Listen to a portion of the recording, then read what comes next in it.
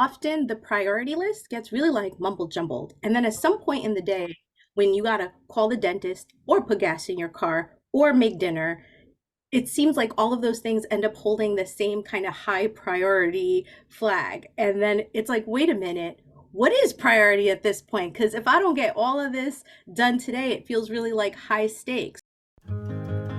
Welcome to Imperfect Momming. Our children are constantly looking to us for examples. The term role model doesn't quite cut it here. We are shaping their worldview with every move we make. You see, it's not in the lectures we give or moments where we are actively attempting to teach them. It's in the micro movements we make, the unconscious ways in which we navigate life. We are constantly teaching our children how to show up for themselves, their friends, their future partners, and even their future children. So what can we do to ensure we are raising thoughtful, compassionate, self-aware human beings? We have to become them ourselves. No one is perfect, but we can still all be better, and it starts with self-healing. Let's get to it.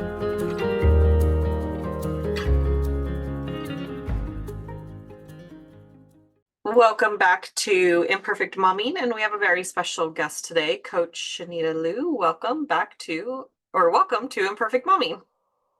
Thank you so much for having me. What an honor to be in community with you. I love that. Tell us a little bit about who you are and what you do. I am a mother of 3 little warriors. I am an author. I'm a life coach. I'm also a mystic, and I teach people how to activate their courage so that they can emerge victorious. And the word victorious, many of us know it as being triumphant, which is right, but Merriam-Webster also defines the word victorious as to be fulfilled. And that's not a definition that I was very familiar with, not until I started writing my book. And so I thought about it, fulfillment, gratification, feeling satisfied. What would it be like every day to call in my courage to feel that? I want to feel that one. And so that is what I've been doing in my work, in my recent book, but also when I'm working with my clients. What a fascinating definition of victorious. Like, who knew? Yeah, and I've also started using the word as a replacement for the word success. Um, Being a reformed, maybe partly recovering, overachieving, box checking, people pleasing perfectionist. Every time I would hear the word success, I would think about all of these external milestones and benchmarks, and then comparing myself to other people and never feeling enough. And I thought, well, what if I reframe success and use the word victorious? Like at the end of every day, can I ask myself, did I feel victorious today? That just changes the entire energy, and it puts me in a place of like calling in my courage and power versus feeling like I'm behind, I'm not enough, I'm not there yet, or I'm not going to get there anytime soon. Yeah, I've resonated with how you described your previous self, box checking overachiever. And we were talking about this on our parent support group this morning, even, is that, there's even something like self-care, when you're in this place where, like, not only is your cup empty, but the mom on the call said, my cup is broken. It's shattered on the ground. Like, and like I'm laughing, but it's like It's so real. it's so real. Yeah. And in a previous episode we were talking about, self-care is no more selfish than putting gas in your car, right? Mhm. And when you're up to your eyeballs in things to do, and then self-care is something that's just one more thing that's not getting checked. Like, then it creates guilt that we're not doing the thing, right? Is that The something that guilt. your clients deal with as well, or Oh what? yeah, I deal with it. You know, the Yeah. guilt, the shame, the inner criticism, you know, the inner judging that comes up because, you know, self-care is all and well. You know, the term started blowing up a lot when I started when I became a coach in 2015. And now, you know, you can't go anywhere without seeing a meme or a graphic about take care of yourself, you know, step outside and all of that's like really sexy and cool, but at the end of the day, especially if you're a mom, one thing I've noticed is that often the priority list gets really like mumble jumbled. And then at some point in the day, when you gotta call the dentist or put gas in your car or make dinner, it seems like all of those things end up holding the same kind of high priority flag. And then it's like, wait a minute, what is priority at this point? Because if I don't get all of this done today, it feels really like high stakes, right? So then we add all this pressure to ourselves when the truth is, like, I love the gas metaphor because yes, we have to fuel ourselves. And I ain't gonna make that call to the dentist, and I sure as heck will go another day and drive my car without gas if I cannot do what I need to do. And so it's taken me habitual burnout to really get there, to really get it in my skin, in my cells, that I have to take time for me, otherwise I will suffer, and I sure as heck will not feel victorious. Yeah. I like that you're bringing it back to the victorious thing because, um, if we can, in some way, shape, or form, lay our head on the pillow feeling good about ourselves, I think that that really helps in everything that we're doing. But when we're feeling just completely depleted, then we also feel bad about ourselves. Mhm. And I love that you talked about the priority list because how many people have you ever met that came into your program knowing what their priorities are? Well, what had happened was, so when it comes to that, right? When a Sorry. client comes and they've got their agenda and their priority in their head. I want to make this career move. I want to start my own business. I want to take time for me. Yeah. All well and done, right? We all need some goals. We all need some focus areas. However, when we get underneath the things, where we realize, oh, you don't know how to identify what you need. You're not entirely sure what your values are. You're not entirely sure. I don't think you believe that you deserve to take time for you, right? So that's when we start to dig into all of the mindsets, the stuff that is like steeped in our subconscious that we don't even know about. Mhm. That's when we start to dig in and go, oh, okay. So that's good that you have that goal, but we got to do some work, right? We have got to clean some stuff up here. We got to let some stuff go. And we need to activate our courage to believe that there are more possibilities that we can picture, and that like we I can't get it wrong. I think this is like some advice I'd love to share with anyone listening. Like, as long as I follow my truth is I need to like take a few breathers during the day. Whatever that truth looks like, you cannot get it wrong. And I think often, especially in motherhood, you know, you don't want to be that person looking like you got it wrong, right? Like, I will Google something to death to make sure that that's what I need to do as a mom, or, you know, right? Like, we're all part of like community groups online and things like that. Everybody's just trying to figure it out. But I think there is this fear under a lot of it that's like, I don't want to get it wrong, because if Mm. I get it wrong with my kid or with my household or whatever it is, who's it going to look bad on? It's going to look bad on me. It's going to show badly on me. And I'm working too darn hard out here for anybody to tell me that I am not doing this right, even if I Mhm. don't know what I'm doing. So true. Like I remember just all the things that you said with the moms, like I have this goal and I want to do this business or this, that, or the other thing.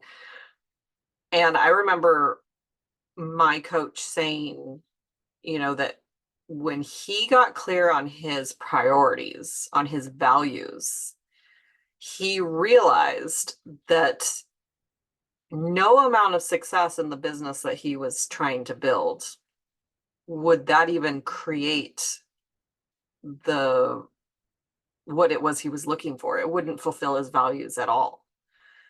And so that's why I asked that question, is like we don't know what our values are or what our priorities are.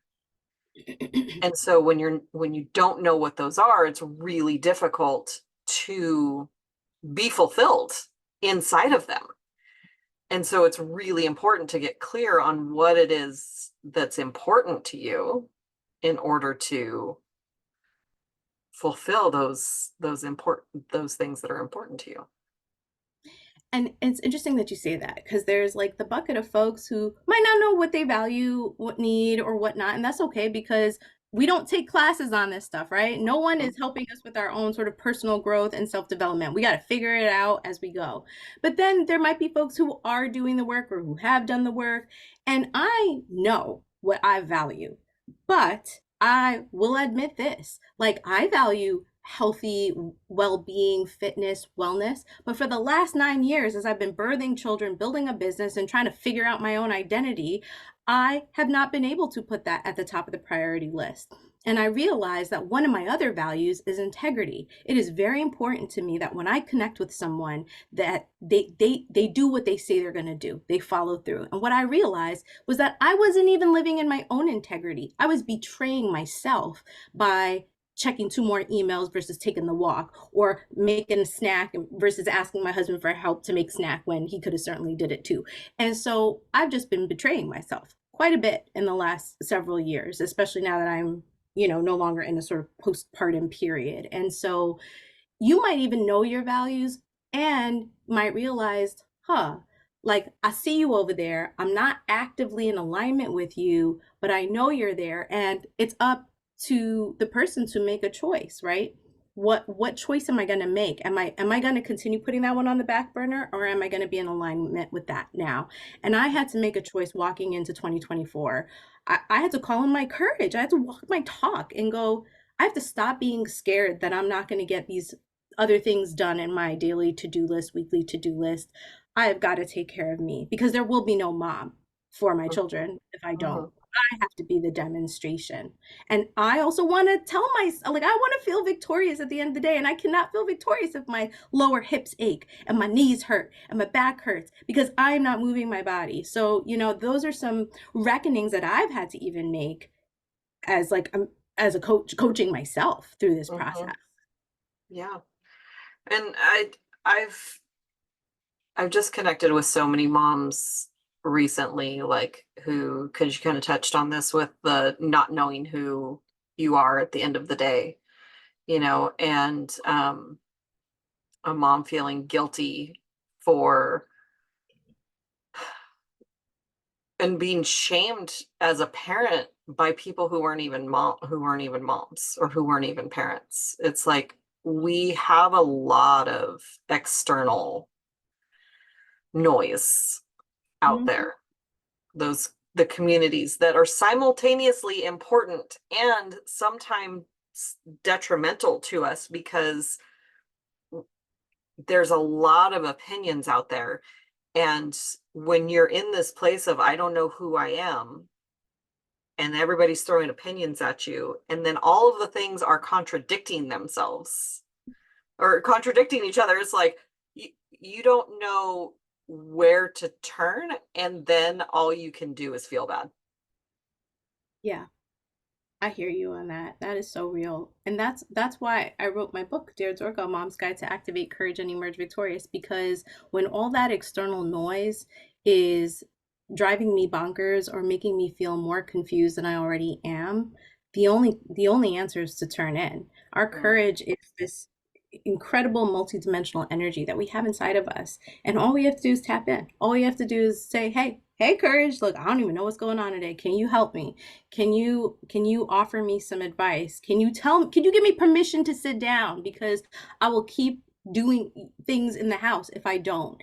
And so that turning in quiets all the noise, but it also allows you to connect with the wisdom that's already inside of you, that you have forever ever access to help you, especially on those hard days, especially on the days when you're like, I don't even know what to believe anymore.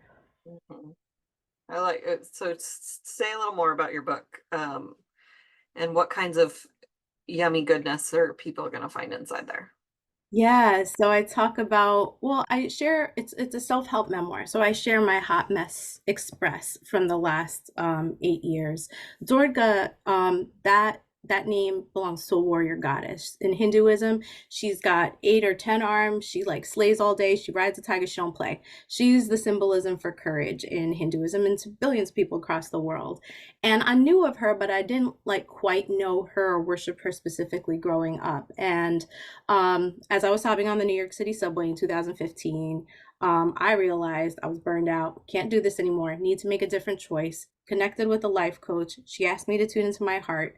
And immediately, Durga shows up and she's like, look, I got to tell you 3 things. I got your back. You're more than enough, and you are not alone. Mm. And when I heard those 3 things, I remember crying because I was just like, I forgot. I forgot that I have courage. I forgot that I have this power and strength inside of me, and I got to design a different life. Otherwise, this is not going to be sustainable. And that's what I did. And so the book is about me writing. Dear Durga, I used to do channeled writing in my journal. Help me be my courage. You know, she's the metaphor, she's the representation. But not everybody's got a warrior goddess inside them. Maybe it's an answer. Maybe it's your late grandmother. Maybe it's the hummingbird that comes to your window every morning. Maybe it's a lioness. Like whatever that metaphor is for you, we all have it inside of us, and that can be the guiding symbolism to support us, to let us know we're not alone, to have our back, especially when fear come creeping in, because fear will creep in. It will creep in through self-doubt.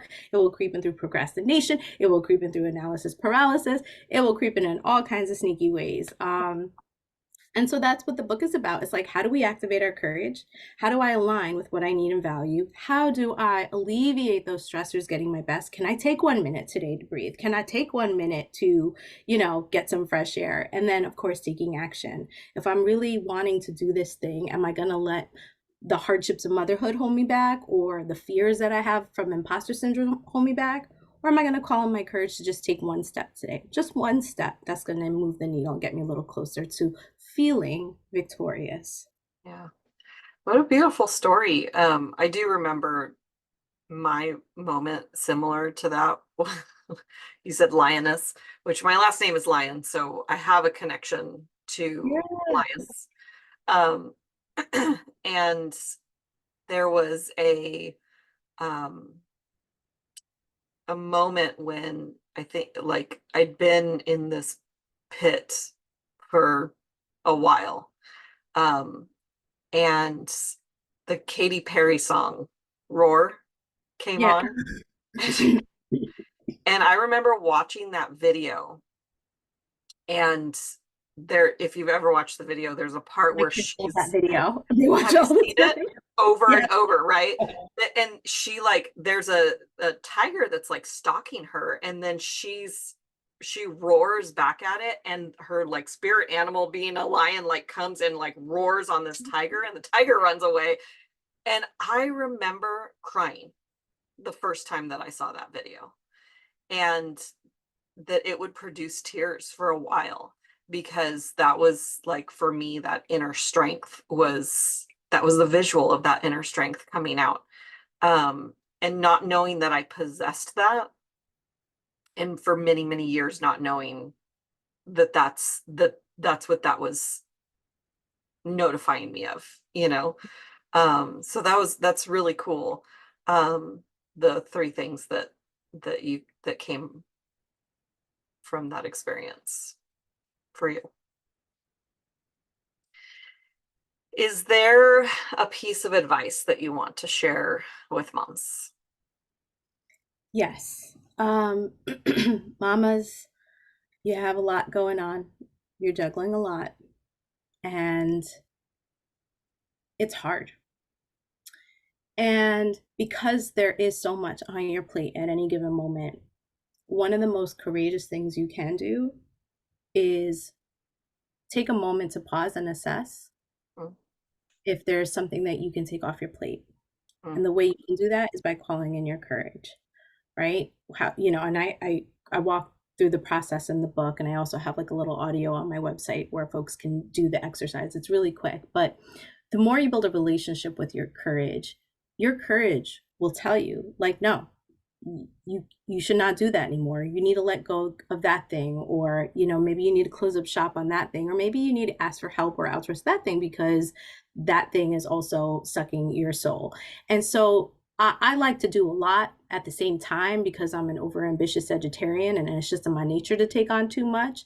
And then add motherhood, that did not help.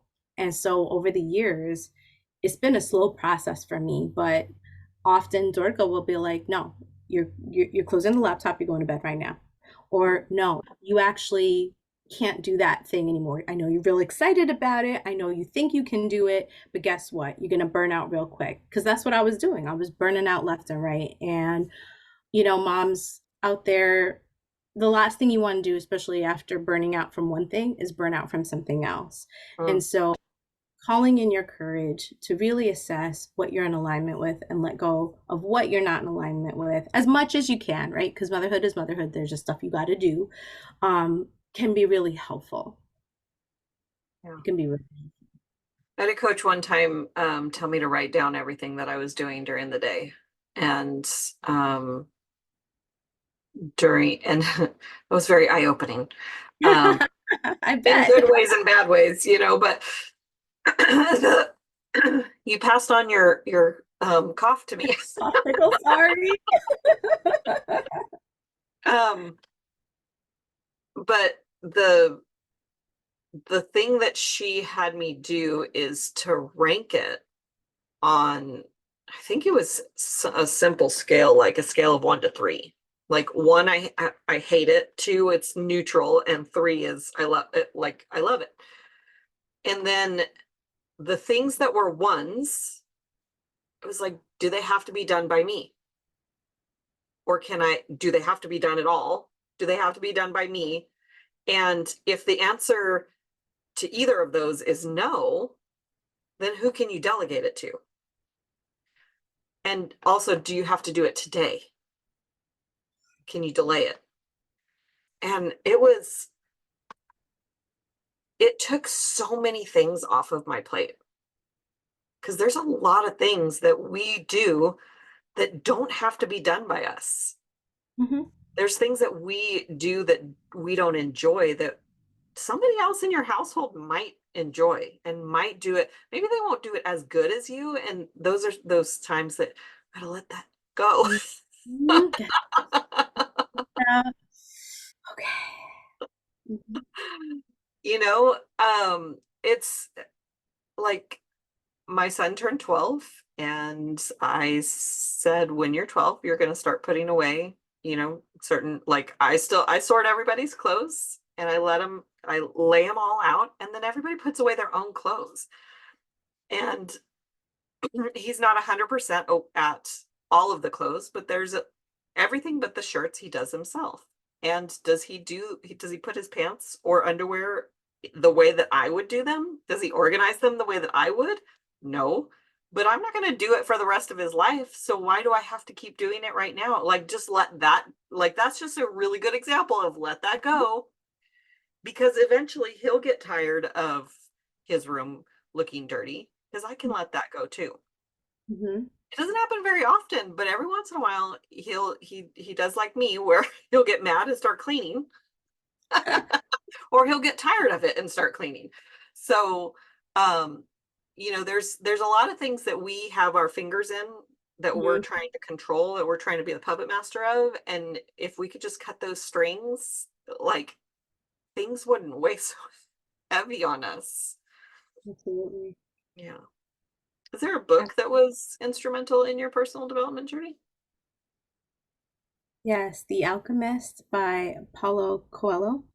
That book has been like my go-to guidebook for the last maybe 15 years or so.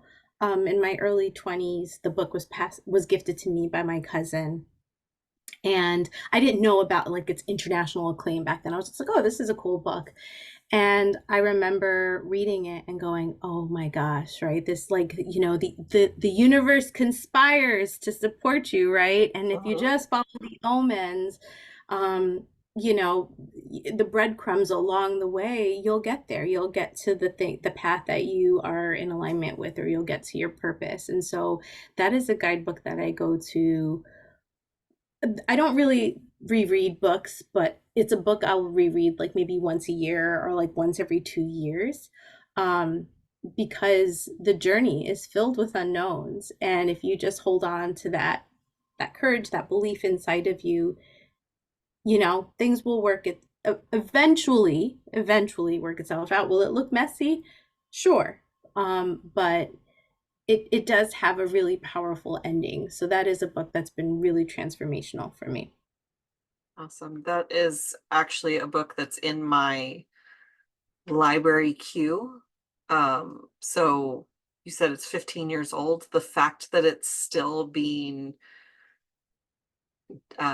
reserved where there's a wait list is pretty incredible. Yeah, it's even older than that. I think it had its 25th anniversary not that long ago. I remember Oprah was doing some kind of like anniversary interview with the author. Yes, and it's such a short read. It doesn't take very long, but it is powerful. So I'm glad it's in your queue. Yeah. Yeah. I think it's popped up as like I could borrow it, and I delayed it by a week because I was in the middle of a different book. But Mhm. next time it pops up, I'll make sure to grab it and read it, so it'll move up the queue for next book I read. Where can our listeners find you? Yes, you can find me in a few different places. For anyone on Instagram, I'm at Coach Shanita. That's my handle. And if you go to www.coachshanita.com/book, the Courage Activation audio exercise, it's there. You can just download it. There's also a Courage Manifesto that you can download, and that's one of the exercises in the book. Often it's scary, pausing all the things and committing to ourselves. And so the manifesto is just like a really nice declaration that you can make to yourself to support you, to remind you, that's right. I'm taking this step to do me. I'm taking this step to reclaim my time, to reclaim my energy. And so coachnina.com/book, you can get all the goodies there. And the book is sold wherever books are sold, right? Amazon, barnesandnoble.com, all the places. It's on audiobook format too. Awesome. Well, thank you so much for sharing such amazing wisdom, and for pouring into our guests and into me. And I definitely appreciate your time. Thank you. Wishing you all lots of victoriousness. Thank you so much. And there will be another episode of Imperfect Momming for you all next week. And until we meet again, keep healing. Bye, guys. Thank you for tuning in to Imperfect Momming. It's time for us to step up and realize that our power is not in trying to shape our children. Our power lies in shaping ourselves into the people we want our children to model themselves after. Don't just do it for your kids. Do it for yourself. When you become a more self-aware, compassionate, and confident person, you and everyone around you benefit. For more information about me and my work, visit AliciaLyons.com. That's ALYSIALYONS.com. See you next time.